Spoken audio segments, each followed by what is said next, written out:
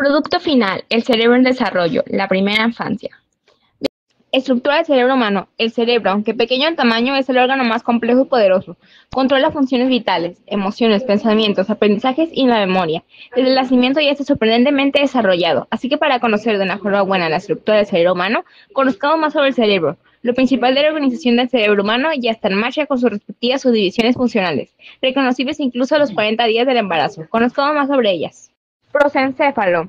Si bien todas las partes del cerebro humano son importantes, los hemisferios cerebrales del prosencéfalo son el rasgo más llamativo.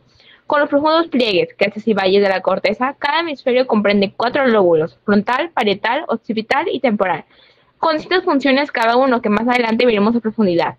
En su primera característica, dice que contiene la estructura responsable de las funciones cognitivas superiores. Eso se refiere a que ya se encuentran regiones como la corteza cerebral, el hipocampo, el tálamo y el hipotálamo. En segunda característica, que está formado por el telencéfalo. También está formado por el diencéfalo, porque estructural y funcionalmente estas dos regiones constituyen el conjunto del cerebro, encargado de la mayoría de las funciones complejas que nos distinguen como humanos.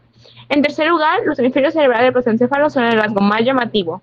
Y en cuarto, es la región más grande y evolucionada del encéfalo, porque ha crecido más que cualquier otra parte del cerebro a lo largo de la evolución, y porque sustenta las capacidades mentales que nos hacen humanos.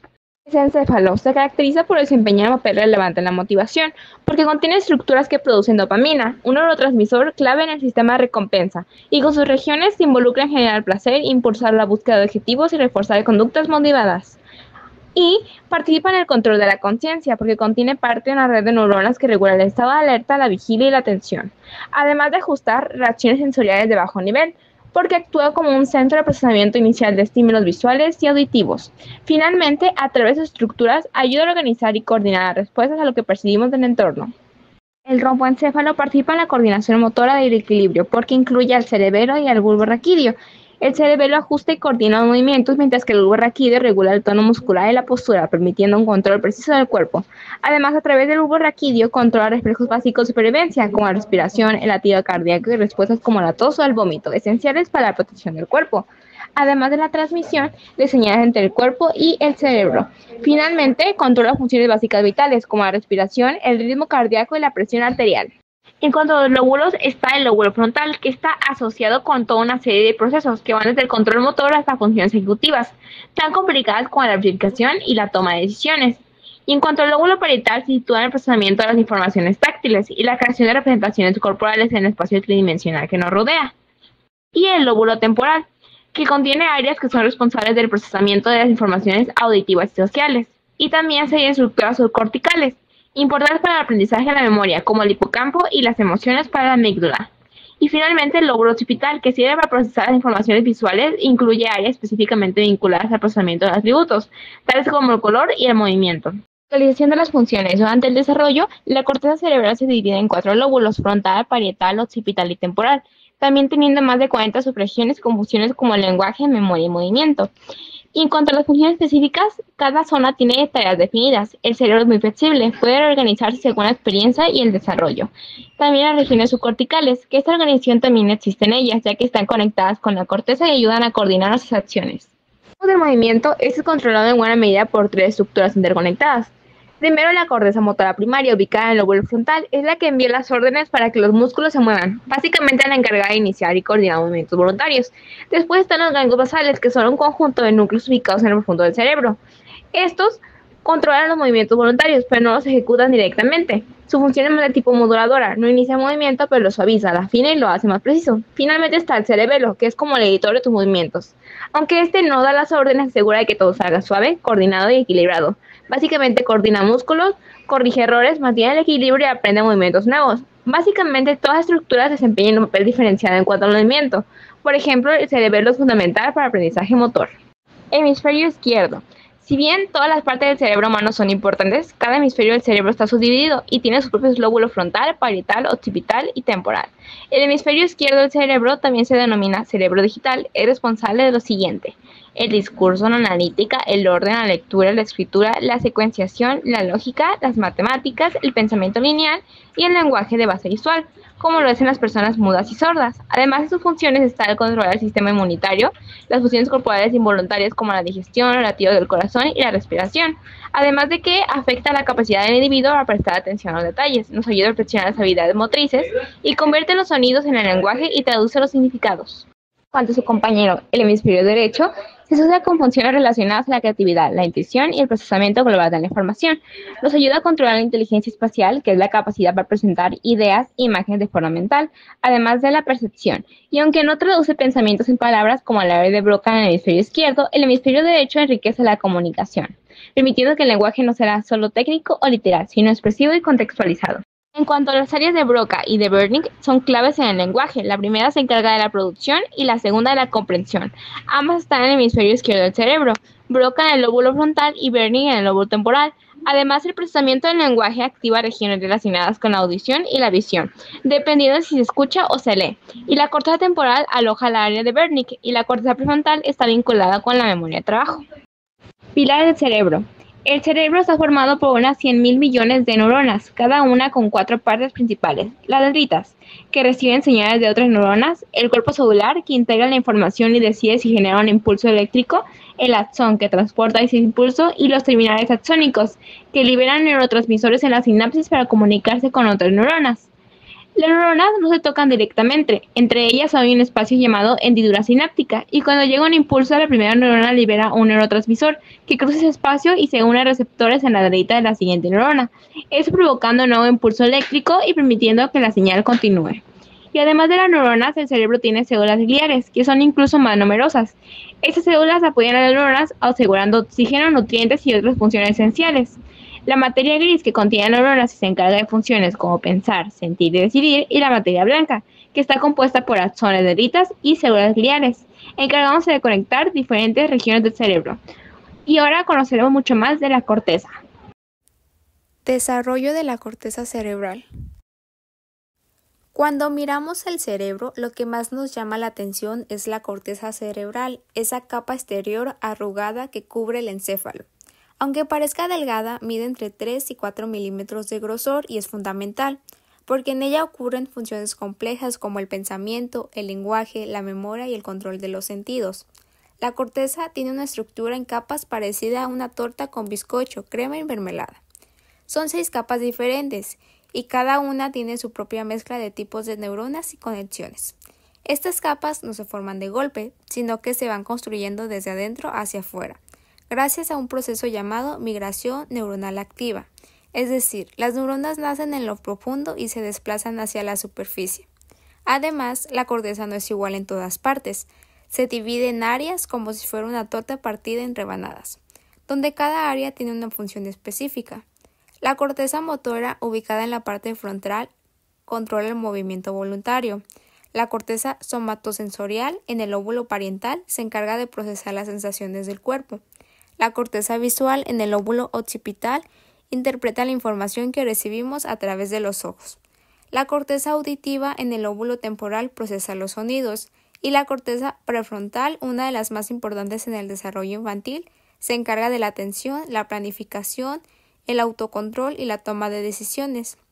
Hay un debate abierto entre los científicos sobre cómo estas áreas se organizan, si es por la genética o por las experiencias del niño. Lo que sí se sabe es que la corteza es muy plástica, es decir, cambia y se adapta según lo que el niño vive. Neurotransmisores. Para que las neuronas se comuniquen entre sí, utilizan sustancias químicas llamadas neurotransmisores.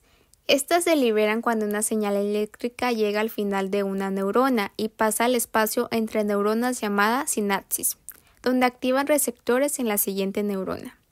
Hay neurotransmisores que están en casi todo el cerebro, como el glutamato y el GABA, que es el ácido gamma aminobutírico.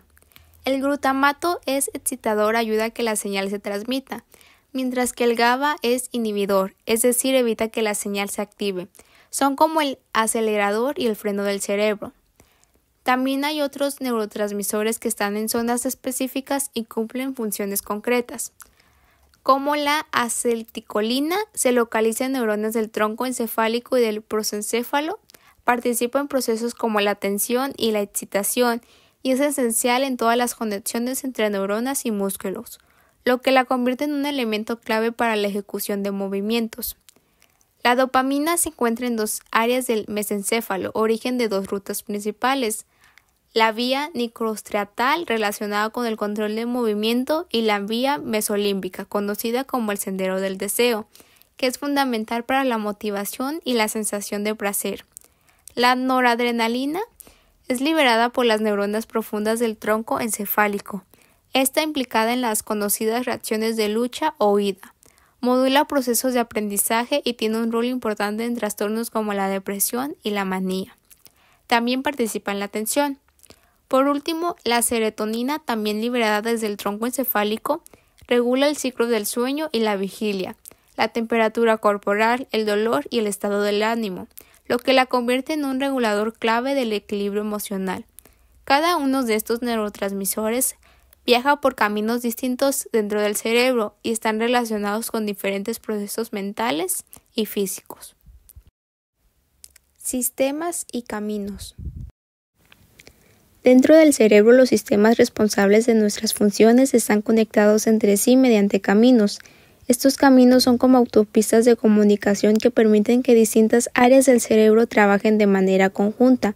Algunos de estos caminos están relacionados con neurotransmisores como la dopamina y la serotonina. Por ejemplo, el sistema mesolímbico conecta el tronco encefálico con la corteza cerebral. Este sistema ayuda a regular cómo nos comportamos en nuestro entorno y es tan antiguo que forma parte de lo que llamamos cerebro primitivo. Uno de los caminos claves es el dopaminérgico, conocido como el camino del deseo. Se activa con estímulos motivadores y conecta el tronco encefálico con la corteza prefrontal, que es la que usamos para tomar decisiones y planear. Este camino nos ayuda a buscar recompensas, pero si se desregula puede llevar a conductas adictivas. Por otro lado, el camino serotoninérgico, el camino del bienestar, se asocia con el estado del ánimo, la memoria y la estabilidad emocional. Si este sistema se altera, puede aparecer trastornos como la ansiedad o la depresión. Durante la infancia, estos caminos se fortalecen con la experiencia. Entre más se usan, más eficientes se vuelven. Por eso, la estimulación y el cuidado emocional en los primeros años de vida son esenciales para el desarrollo de comportamientos organizados y saludables. Y es tan importante este sistema de caminos que incluso algunos medicamentos que se usan para tratar el ánimo, la atención o la actividad en los niños actúan directamente sobre ellos. Cerebro único, niño único. Todos los niños tienen características y comportamientos diferentes. Unos pueden ser tímidos, otros muy sociables y otros de comportamiento tranquilos o muy activos. Métodos de diagnóstico por imágenes del cerebro. Estas herramientas son utilizadas en investigaciones y diagnósticos médicos.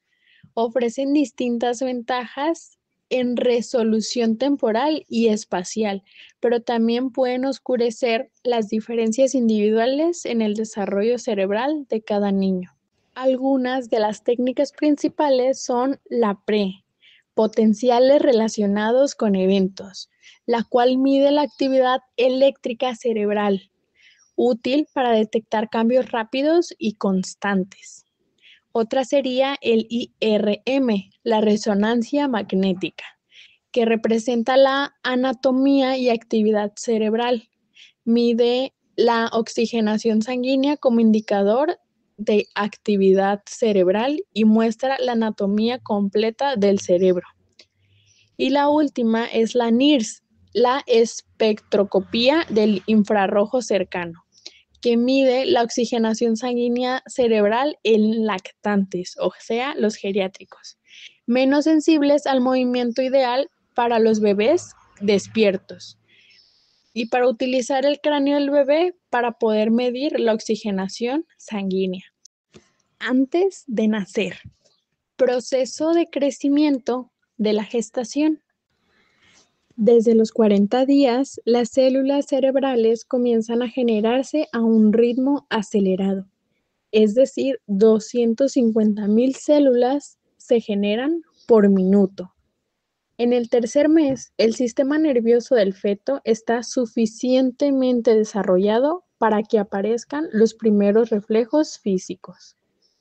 En el cuarto mes, hablamos que los ojos y los oídos están conectados ya con el cerebro. En el quinto mes, los movimientos del bebé son más controlados y variados. En el sexto mes, crecen neuronas nuevas, creando conexiones con las demás neurinas mediante las dendritas, ramificaciones que se forman en los axones. En el mes 7, el cerebro del bebé está listo para escuchar, ver formas tenues y sentir el tacto. En el mes 8, el cerebro del bebé está en rápido desarrollo, produciendo neuronas y sinapsis que le permiten alimentarse, respirar y succionar. En el mes 9, la corteza cerebral del bebé sustituye al tronco encefálico, lo que prepara al bebé para su futuro aprendizaje. Crecimiento neural y poda sináptica. Características. 1. Ocurre una poda sináptica y las conexiones menos usadas se eliminan. 2. El cerebro desarrolla su estructura básica antes del nacimiento. 3. Tras el nacimiento hay un rápido aumento del número de sinapsis. 4. Los cambios en la conectividad influyen en la estructura corticial y en la maduración de las funciones cognitivas. 5. La maduración de distintas regiones cerebrales se asocia con el adelgazamiento corticial, un indicador importante del desarrollo. 6. El proceso de plasticidad permite al cerebro adaptarse al entorno y es clave para el desarrollo funcional.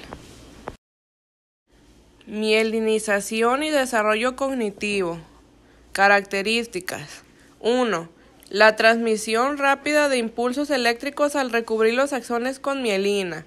2. Sin mielina los impulsos viajan lentamente y con interferencias. 3.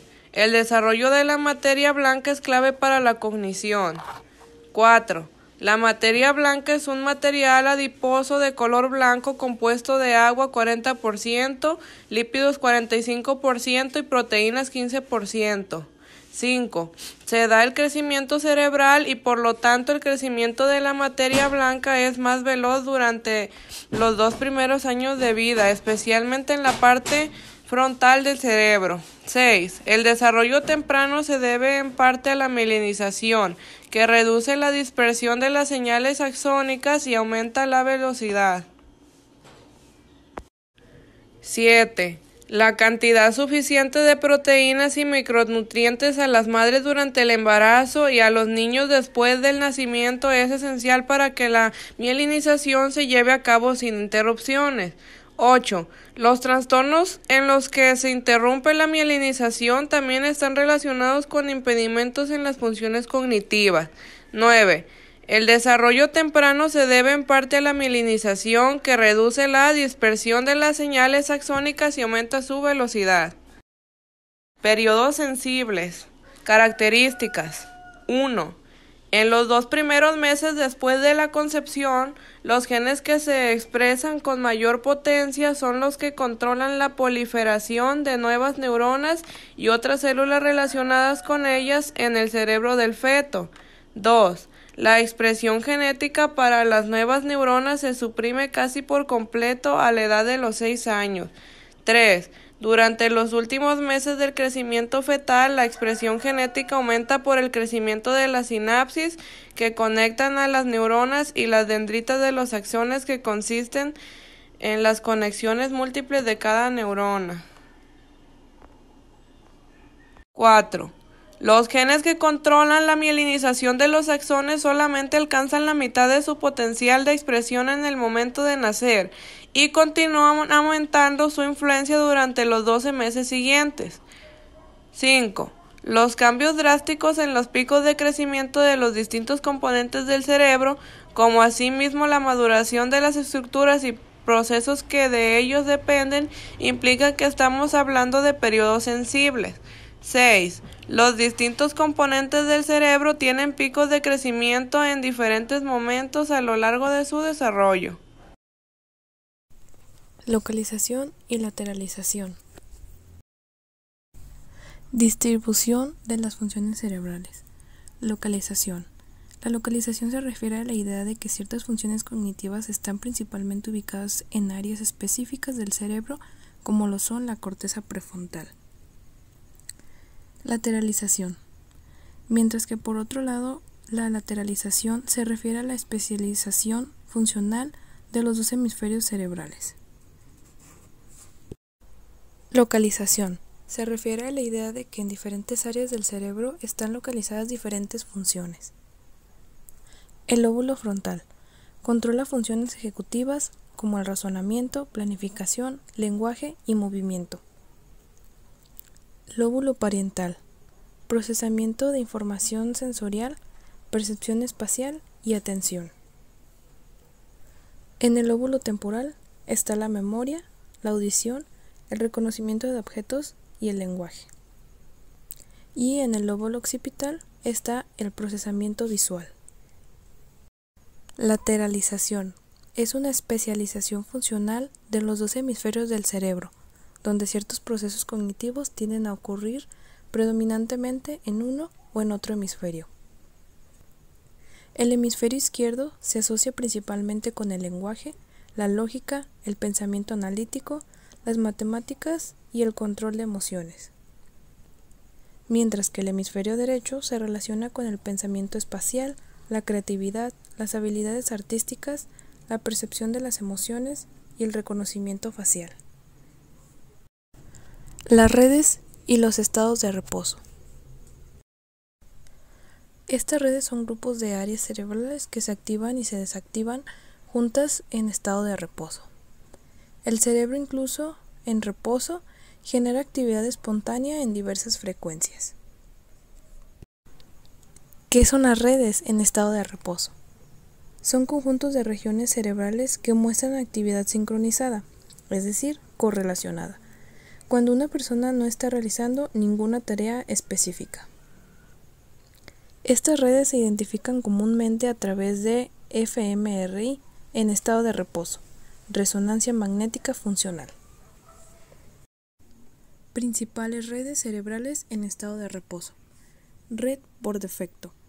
Se activa cuando estamos en reposo, soñando despierto, pensando en el pasado o en el futuro, o reflexionando sobre uno mismo. Y se desactiva cuando realizamos tareas que requieren atención extrema. Red ejecutiva central. Está involucrada en funciones cognitivas como la memoria de trabajo, el razonamiento y el control cognitivo. Red de saliencia. Detecta y filtra estímulos importantes y cambia entre la red por defecto y la red ejecutiva. Red sensoriomotora. Asociada con el procesamiento de estímulos sensoriales y la planificación de movimientos. Red visual y auditiva. Está activada incluso en reposo, relacionada con el procesamiento básico de estímulos visuales y auditivos. El cerebro social. Se refiere a las estructuras y funciones cerebrales implicadas en la interacción social. La idea central es que nuestro cerebro ha evolucionado en gran parte para permitirnos comprender, predecir y responder a las interacciones, emociones y acciones de otras personas. Componentes clave del cerebro social. Corteza prefrontal medial. Está involucrada en pensar sobre uno mismo y los demás, especialmente en términos de intenciones y creencias. Corteza temporal superior. Esta procesa señales sociales como expresiones faciales, las miradas y el lenguaje corporal. Amígdala. Es crucial para el procesamiento de emociones, especialmente el miedo y la evaluación emocional de los demás. Corteza cingulada anterior. Esta participa en el monitoreo de conflictos sociales y el dolor social, como el rechazo. Unión temporoparietal. Se asocia con la teoría de la mente, es decir, la capacidad de imaginar lo que otros piensan o sienten. ¿Por qué es importante el cerebro social? Nos permite formar relaciones, cooperar, competir y aprender de otros. También es fundamental para la empatía, la comunicación y la moralidad. Asimismo, es muy activo en situaciones como leer emociones en un rostro, seguir la mirada de alguien o comprender el sarcasmo. Objetos de atención. La atención no solo nos ayuda a concentrarnos, sino que también es clave para aprender y planificar desde los primeros meses de vida. Desde recién nacidos, los bebés muestran atención automática hacia estímulos como lo son los rostros o sonidos. Con el tiempo, desarrollan una atención más controlada. Un adulto es capaz de seleccionar eficazmente lo que es relevante para codificarlo en la memoria. Asimismo, su aprendizaje y planificación de actividades es mejor. La atención permite a los adultos seleccionar lo que es pertinente, ignorando las distracciones de su entorno. También desempeña un papel cuando se trata de conservar en la propia mente los objetos elegidos y evitar los comportamientos inadecuados.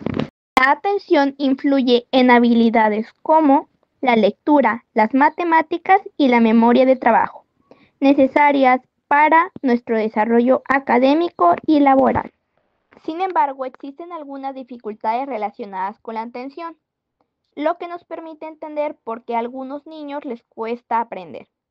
Un ejemplo de esto son los pequeños que sufren trastorno por déficit de atención con hiperactividad, TDAH. Ellos enfrentan retos mayores que un niño común, pues tienen dificultades para regular su atención y controlar distracciones.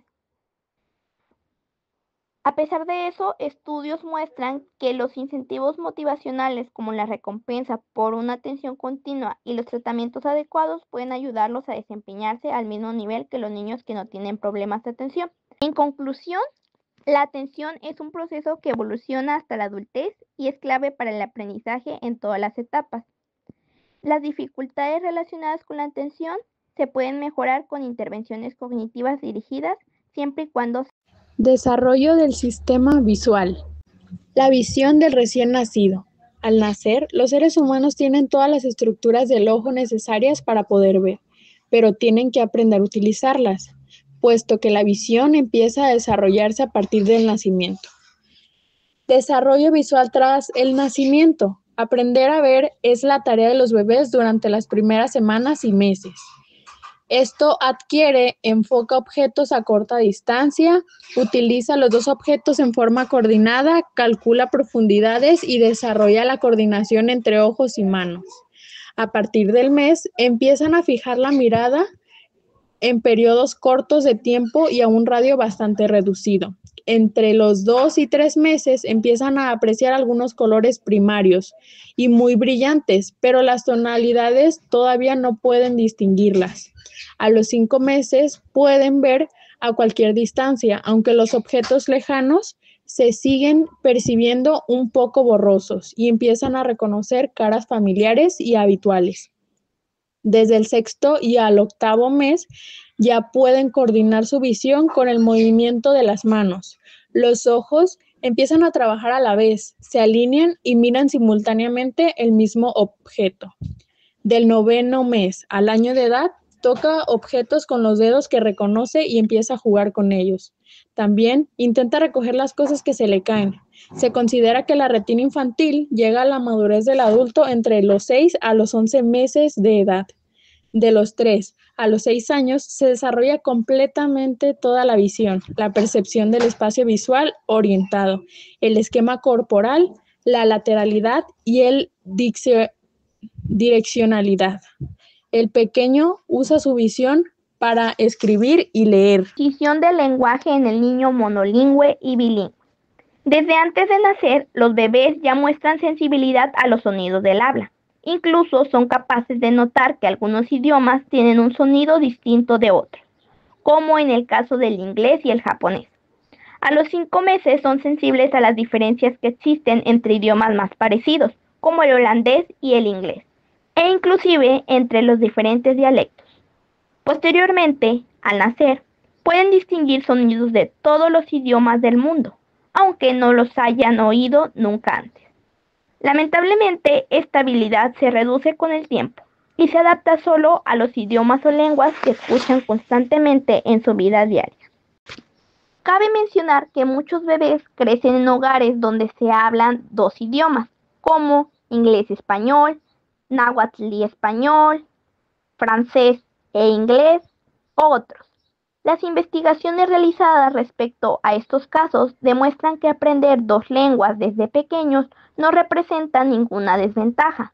Al contrario, los bebés bilingües tienen el mismo nivel de desarrollo lingüístico que los monolingües, e incluso a veces una ligera ventaja, ya que estos aprenden a identificar y usar sonidos de ambos idiomas desde muy temprano, utilizando estrategias distintas para adaptarse, y esto fortalece su desarrollo cognitivo.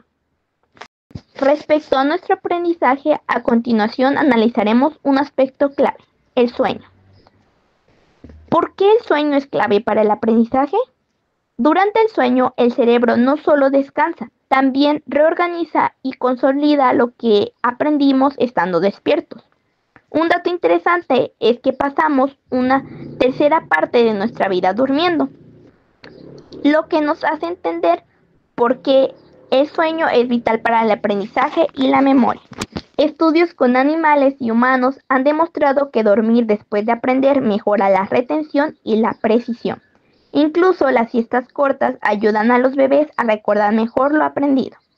Dormir no solo es descansar, es una parte activa del aprendizaje. Un buen sueño fortalece la memoria a largo plazo y es esencial desde la infancia hasta la adultez. Así como el sueño influye en nuestro aprendizaje, también la alimentación juega un factor determinante en el desarrollo de nuestro cerebro. La nutrición desde el embarazo impacta directamente en el desarrollo cerebral del bebé. Durante esta etapa, todos los nutrientes que el feto necesita provienen de la madre. Tras el nacimiento se obtienen de la leche materna o fórmula, también por suplementos alimenticios. Durante la infancia y la adultez, los nutrientes se obtienen de los alimentos que consumimos. Diversos estudios han comprobado que la alimentación temprana es clave para el desarrollo cognitivo y que es vital consumir ciertos alimentos. Ejemplo de esto son los alimentos ricos en vitamina B12, que son esenciales para la producción de mielina. El consumo de proteínas y calorías afectan el desarrollo del núcleo caudado, que es una estructura cerebral relacionada con nuestro coeficiente intelectual verbal. Por su parte, el nivel de hierro afecta la síntesis de neurotransmisores y los ácidos grasos la emisión de estos. Asimismo, los alimentos que son ricos en omega 3, vitaminas y minerales favorecen el crecimiento de neuronas, la formación de conexiones cerebrales y el funcionamiento cognitivo. Estudios demuestran que una dieta equilibrada impacta en el desarrollo de nuestro cerebro. Los beneficios de una buena alimentación son desarrollo cognitivo óptimo, prevención de problemas cognitivos y aprendizaje mejorado.